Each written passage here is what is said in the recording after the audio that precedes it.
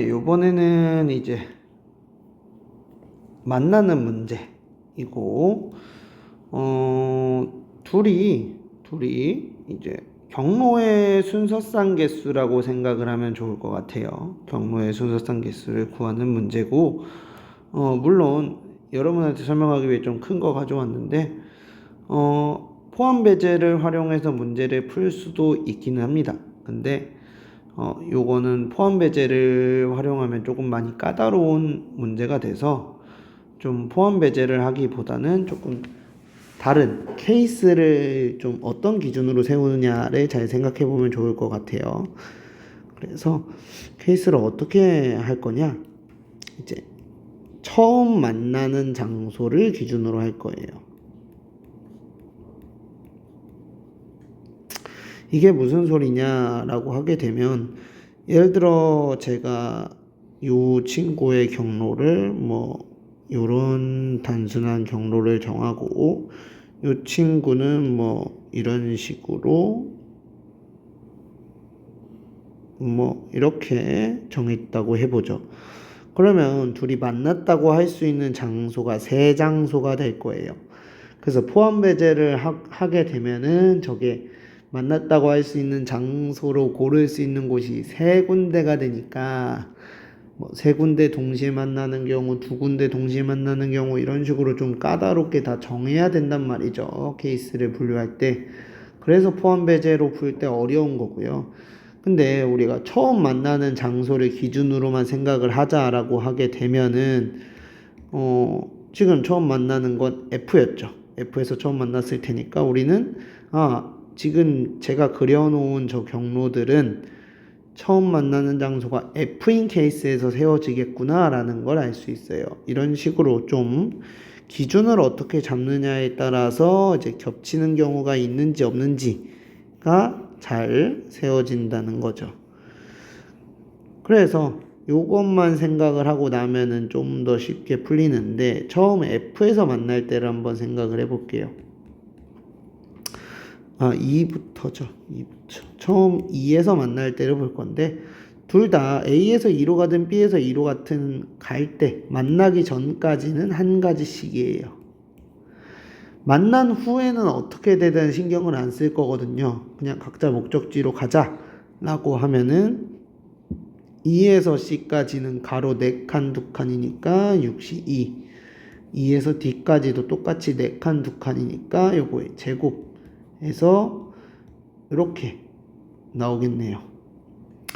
그 다음 F로 바꿨을 때가 중요한데요. 잠시 왼쪽 그림을 참고하시면, F에서 처음 만나는 경로를 셀 때 좀 그냥 생각하려면 복잡한 게요. 예를 들어서 A가 이렇게 가더라도 B가 이렇게 오게 되면 F에서 처음 만나요.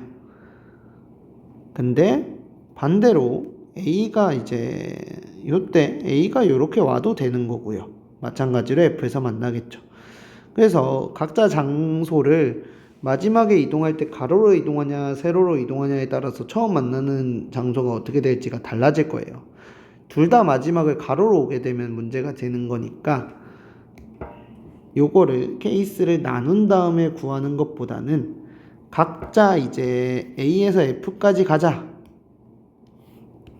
라고 하면 얘가 3C2인 걸 알 수 있고, B에서 F까지 가자 라고 하게 되면 이 녀석도 3C2인 걸 알 수 있어요.